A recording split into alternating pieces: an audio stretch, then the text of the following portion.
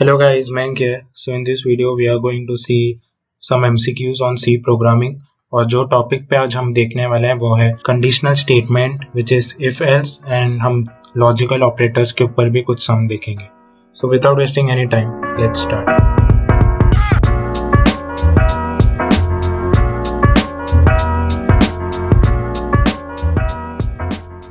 सो पहला क्वेश्चन कुछ हमारा ऐसा है. तो क्वेश्चन में दिया है choose the correct syntax for if else statement.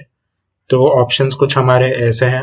The first option is if और हम ब्रैकेट्स के अंदर कंडीशन लिखते, फिर हम पैरेंथेसिस के अंदर हमारा स्टेटमेंट यानी कुछ कंडीशन कोड लिख देंगे और फिर एल्स एंड देन पैरेंथेसिस और फिर हम स्टेटमेंट लिख के सेमीकोलन दे देंगे. And the second option is if condition curly bracket statement and जब हमारा कोड लिखने के बाद हम सेमीकोलन से उसे एंड कर देंगे.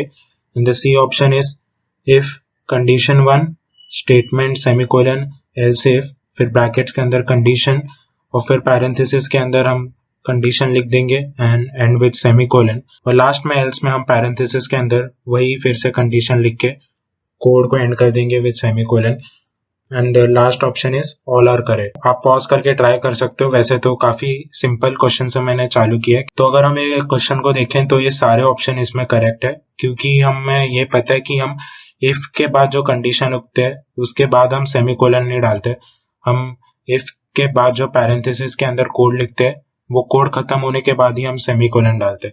सो यहाँ पर सारे क्वेश्चन राइट है. The answer should B D for it and here is the answer D. Now let's see the next sum. So the second question हमारा ऐसा है कि choose a statement to use C if else statement. So option कुछ ऐसे है हमारे. else if is compulsory to use with if statement. else if is compulsory to use with else. else is compulsory to use with if statement. else और else if is optional with if statement and D is none of the above. So हमें ये पता है कि हम जब भी if else कुछ देखते हैं तो हम if के साथ else भी लगाते हैं. तो आपको लगता होगा कि the answer should be B और अगर आपको आंसर बी लग रहा है देन यू आर रॉन्ग क्योंकि ये मैंने इफ एल्स पढ़ाते हुए आपको समझाया था. और अगर आपने वो वीडियो नहीं देखा है then you can click the I button here. उसमें हमने डिटेल में इफ एल्स और इफ एल्स के ऊपर क्वेश्चन सॉल्व किए. हमने ये पढ़ा था कि जब हम इफ एल्स का कंडीशन को लिखेंगे तो हम उसमें इफ लिख कर ही खत्म कर सकते हैं. हमें एल्स और एल्स इफ लिखने की जरूरत नहीं है. So the C option will be correct for this question. Else or else if is optional with if statement. So here you can see answer is C. Now let's see the next sum. So next sum कुछ ऐसा है कि what will be the output of the given code. तो यहाँ से थोड़ी level बढ़ जाएगी क्वेश्चन की. So यहाँ पर आप देख सकते हो if के अंदर कंडीशन दिया है 4 is greater than 5, print f hello world और फिर if के बाद हमने यहाँ पर लिख दिया है print f yes and then return 0. So options कुछ ऐसे हमारे A yes, B hello world yes, C hello world with no space and then yes and D is compiler error. तो अगर हम ये कोड को देखें if में हमने जो कंडीशन लिखा है 4 is greater than 5 हमें पता है कि 4 greater than 5 नहीं है तो ये कंडीशन जो है हमारा रॉन्ग हो जाएगा. तो जो if का जो हमने यहाँ पर कोड लिखा है वो सिंपली टर्मिनेट हो जाएगा क्योंकि कंडीशन हमारा मैच नहीं हो रहा है. तो जो हमारा कोड है वो नेक्स्ट printf पे जंप करेगा और यहाँ पर वो प्रिंट कर देगा yes. So our correct option should be yes. And the explanation for this is if condition fails, so control will not enter printf hello world statement. और यही हमने देखा कि कंडीशन फेल हो गया, hello world वो प्रिंट नहीं किया और उसने printf कर दिया yes जो कि if कंडीशन के बाद है. So yes, this was pretty easy sum. Now let's see the next one. So next question भी कुछ हमारा ऐसी है. यहाँ पर कोड दिया और उसका आउटपुट पूछा हमसे और ऑप्शंस कुछ ऐसे हैं हमारे. A Singapore, B Singapore and Poland, C Singapore England and Poland and D is England and Poland. तो इसको अगर हम ध्यान से देखें तो यहाँ पर दिया है if 10 is greater than 9 printf Singapore. तो हमें ये तो पता है कि 10 is greater than 9 तो ये हमारा सिंगापुर तो प्रिंट कर देगा.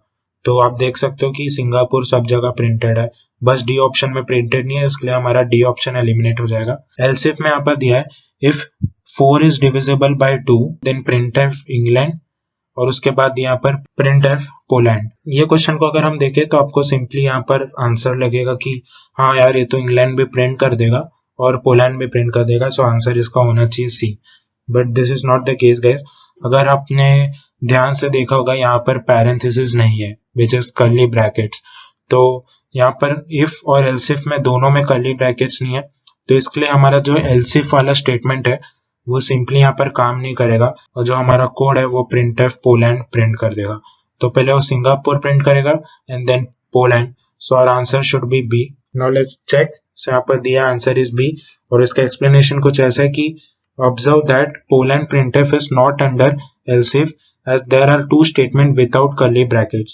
और यही हमने पढ़ा कि दोनों स्टेटमेंट इफ और एल्सिफ में कर्ली ब्रैकेट्स नहीं है, तो जो हमारा कोड है वो सिंपली एल्सिफ को कंसीडर नहीं करेगा even if 4 is divisible by 2 is true. अगर आपने कर्ली ब्रैकेट्स नहीं डाला और आपका कंडीशन भी ट्रू है तो भी आपका कोड जो है प्रिंट नहीं करेगा स्टेटमेंट। सो ये कुछ नया सीखने वाला था, और यही सब क्वेश्चंस गाइस आपको वाइवा में या एमसीक्यूज में पूछ सकते हैं, यही छोटे छोटे चेंजेस करके कि आप सिली मिस्टेक करो और आपका मार्क्स जाए। This are the small mistakes which you should avoid. Now let's see the next sum. So next question कुछ हमारा ऐसा कि कोड दिया और हमें आउटपुट पूछ रहा है इससे, और ऑप्शंस कुछ ऐसे C D A B, C is A B C D and D is compiled time error. So यहाँ पर कोड कुछ ऐसा दिया है, if -5 printf A and B else printf C and D. So अगर हम ध्यान से देखें कि हमने कोई वेरिएबल असाइन नहीं किया, हमने कोई वेरिएबल नहीं बनाया, यहाँ पर कंडीशन में -5 दिया है इफ के, और जैसा कि हमें पता है कि इफ के ब्रैकेट्स के अंदर अगर हमें कोई वेरिएबल डिसाइड नहीं किया है और हमने इफ के ब्रैकेट्स के अंदर लिख दिया है कुछ, तो सिंपली यहाँ पर ट्रू हो जाएगा। सो और correct answer should be C. ये इसके लिए हुआ है गाइस आंसर ABCD, क्योंकि आप यहाँ पर देख सकते हो एल्स के बाद यहाँ पर सेमीकोलन दिया है, और जैसा कि हमने फर्स्ट सम डिस्कस करते समय समझा था कि अगर आप इफ या एल्स के बाद सेमीकोलन डालोगे तो आपका जो कोड है वो सिंपली एल्स को इग्नोर कर देगा और वो नेक्स्ट स्टेटमेंट को प्रिंट करवा देगा। तो पहले तो हमारा जो इफ के बाद हमने कंडीशन में लिखा है, अगर हम कुछ वेरिएबल असाइन नहीं किए और कंडीशन के अंदर कुछ नंबर लिख दे रहे तो सिंपली ट्रू हो जाएगा और वो प्रिंट एफ कर देगा जो भी हमारे पैरेंथेसिस के अंदर है। बट एल्स के बाद हमने यहाँ पर सेमीकोलन दे दिया है, तो एल्स को इग्नोर करके उसने सी और डी भी प्रिंट कर दिया। इसके लिए हमारा आंसर जो है वो ABCD हो गया, और उसका एक्सप्लेनेशन यहाँ पर यही दिया है, there is a semicolon after else, so else part ended, now printf C and printf D are outside of else part and hence they are printed. So our correct answer is C. Now let's see the next sum. So next sum में हमारा कुछ code दिया गया है यहाँ पर, और options कुछ हमारे ऐसे हैं, no output, my channel, subscribe to my channel and to my channel. तो अगर हम यहाँ पर कोड देखें तो यहाँ पर एक x1 वेरिएबल असाइन किया है और हमने एक y बना दिया है which is 1.0। So first condition दिया है x is equal to y, then printf subscriber. तो अगर आप ध्यान से यहाँ पर देखो x हमारा है 1 एंड y इज 1.0। सो जो हमारा पहला कंडीशन है वो तो हो जाएगा true, and the next one is if my 1 is equal to 1.0 then print f2। सो ये जो सेकंड में हमने लिखा है ये 1.0, दिस इज डबल। और गाइज अगर आपको डबल कैरेक्टर नहीं आता है तो हमने सी प्रोग्रामिंग का जो सीरीज है उसमें डिस्कस किया है अच्छे से, तो आपको समझ में आ जाएगा ये डबल कीवर्ड है। और जो हमने लास्ट में इफ में लिखा है, if my 1.0 is equal to 1.0f, तो ये 1.0 पहले वाला है वो हो जाएगा हमारा डबल, और ये जो सेकंड में हमने लिखा है दिस इज फ्लोट। तो ये आपको अगर कंफ्यूज होता होगा, आप कोड करके इस पर हवर करोगे अगर, तो आपको जो आपका कोड है वो बता देगा कि ये डबल है, ये इंटीजर है या ये फ्लोट है। इसके लिए हमारा जो कोड है वो सिंपली ये तीनों स्टेटमेंट प्रिंट करा देगा, and our correct answer should be C. And इसका एक्सप्लेनेशन कुछ ऐसी है, integer is promoted to float और डबल ऑटोमेटिकली बिफोर कंपैरिजन। तो जो भी हम इंटीजर बनाते हैं वो सिंपली प्रमोट हो जाता है फ्लोट और डबल कैरेक्टर से बिफोर एनी कंपैरिजन। सो कंपैरिजन इसमें यही है जो कि हम इफ के अंदर कंडीशन लिख रहे हैं, this is basically the comparison. So जो भी हमारा इंट है यहाँ पर x इक्वल टू 1.0 वो इक्वल हो जाएगा, एंड जो भी हमारे तीन स्टेटमेंट है वो प्रिंट एफ हो जाएंगे। So this was the sum guys. Now let's see the next sum. So next sum भी हमारा कुछ ऐसी है, यहाँ पर एक कोड दिया है उसका आउटपुट पूछना हमें, और ऑप्शंस कुछ ऐसे हैं हमारे। सो कोड को हम अब देखते हैं हमारे, तो यहाँ पर a इक्वल टू 10 वेरिएबल दिया है, और यहाँ पर दे दिया है if a is equal to 4 printf Delhi if condition के बाद हमारे यहाँ पर दिया है printf मुंबई। सो अगर आप यहाँ पर देखोगे तो यहाँ पर a इक्वल टू 4 दिया है, बट हमने यहाँ पर असाइन किया है a इक्वल टू 10, तो हमारा इफ का कंडीशन जो है वो तो हो जाएगा रॉन्ग, तो हमारा जो करेक्ट आंसर होना चाहिए वो मुंबई होना चाहिए। सो अगर आपने मुंबई को टिक किया guys then you are wrong. आप रॉन्ग क्यों हो ये मैं अभी आपको बताता हूँ। सो अगर हमने यहाँ पर if a is equal to और इक्वल टू 2 बार इक्वल टू साइन दिया होता तब वो हमारा इक्वल ऑपरेटर होता, बट हमने यहाँ पर एक ही इक्वल टू साइन दिया है इसलिए वो असाइनमेंट ऑपरेटर हो गया। असाइनमेंट ऑपरेटर हो गया तो हमें ये पता है कि इफ के अंदर अगर हम चीज लिख देंगे वो उसे ट्रू ही समझेगा, वो प्रिंटफ दिल्ली भी प्रिंट कर देगा एंड मुंबई भी। So our correct answer will be D, और इसका एक्सप्लेनेशन यही है कि a is equal to 4 is an assignment not comparison. तो इफ के ब्रैकेट्स के अंदर हम कोई भी नॉन जीरो नंबर को असाइन करेंगे then it will be always true. So इसलिए हमारा जो कोड है वो उसने दिल्ली और मुंबई दोनों प्रिंट कर दिए। ये क्वेश्चन कुछ नहीं थे गाइस, आई होप कि आपको अच्छे से समझा। यही सारे क्वेश्चन है जो कि आपको सेमेस्टर में पूछेंगे आपको कंफ्यूज करने के लिए, and you should be aware of this. So now let's see the next सम। तो नेक्स्ट सम हमारा लॉजिकल ऑपरेटर के ऊपर है गाइस।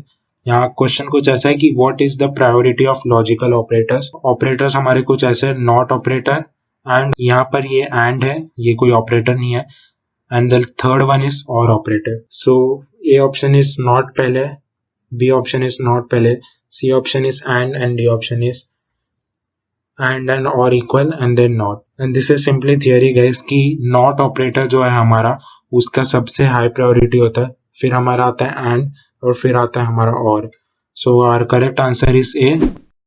सो हमारा नेक्स्ट सम कुछ ऐसा है कि हमने दो इंटीजर यहाँ पर बना दिया है, a equal to 9 and b is equal to 12। So next question कुछ हमारा ऐसा है गाइस, और ऑप्शन हमारा दिया है a 9 and 12, b is 10 and 12, c is hello world is equal to 9 and 12, and d is hello world is equal to 10 and 12। सो अगर हम अपने कोड को देखें तो यहाँ पर हमने a इक्वल टू 9 किया है असाइन और b इक्वल टू 12 किया है, और इफ के अंदर हमारा जो कंडीशन है वो है if a is equal to 9 और b is equal to 11 then printf hello world is equal to, और if कंडीशन के बाद हमने यहाँ पर सिंपली printf में a और b को प्रिंट करा दिया है। सो अगर हम यहाँ पर ध्यान से देखें a इक्वल टू 9 है और b इक्वल टू 11। सो जैसा कि हमें पता है और ऑपरेटर में हमारा कोई भी दो कंडीशन में से एक ट्रू हुआ तो हमारा जो कोड है वो प्रिंट हो जाएगा। तो यहाँ पर a इक्वल टू 9 तो है बट b इक्वल टू 12 नहीं है, वो b इक्वल टू 11 है, तो इसके लिए हमारा जो प्रिंटफ है हेलो वर्ल्ड वो प्रिंट हो जाएगा, और उसके बाद हमारा a और b प्रिंट होगा। सो a 9 प्रिंट होगा and then b 12। So our correct answer should be C. So the last sum हमारा कुछ ऐसा है गाइस कि हमें एक करेक्ट स्टेटमेंट पूछा है अबाउट कंपैरिजन ऑपरेटर, और ऑप्शंस कुछ हमारे ऐसे है। सो ये x और 2 बार इक्वल टू का साइन, सो इसका मतलब है x is really equal to y, and जो सेकंड कंडीशन हमें दिया है x exclamatory equal to y and this is equal x not equal to y। तो अगर आपने मेरा ऑपरेटर वीडियो देखा होगा हमें पता है कि इसका मतलब होता है x इक्वल टू y और इसका मतलब होता है x is not equal to y। So इसके लिए हमारा जो a ऑप्शन है वो है करेक्ट। सिंस यहाँ पर ऑल द अबव का ऑप्शन है तो हम सारे ऑप्शंस को चेक करेंगे। सो b ऑप्शन हमारा कुछ ऐसा है y is greater then x, और यहाँ पर दिया है कि x less than y which is same, और यहाँ पर दिया है x ग्रेटर देन y, और यहाँ पर भी लिखा है x is greater than y। So B option भी हमारा करेक्ट है। तो सी ऑप्शन भी हमारा करेक्ट ही होगा क्योंकि all of the about statement है यहाँ पर, तो हम यहाँ पर डी ऑप्शन हमारा टिक कर देंगे and our answer is D. D option को चेक कर देते हैं। सो इसका मतलब ये है कि x is not equal to y, और यहाँ पर भी दिया है x इज लेस देन और इक्वल टू y, और यहाँ पर दिया है x इज ग्रेटर देन और इक्वल टू y, यहाँ पर भी वही दिया है। So yes our answer is D for this. So yes guys, this was the MCQs questions on if else statement. Next video में हम loops के ऊपर MCQ देखेंगे और टॉपिक होगा हमारा for loops and break and continue. So yes guys, this was all for this video, and if you like this video make sure to like, share it with your friends and subscribe to my channel guys. Till then take care, be safe, practice daily, और मिलते हैं हम अब next video. Bye guys.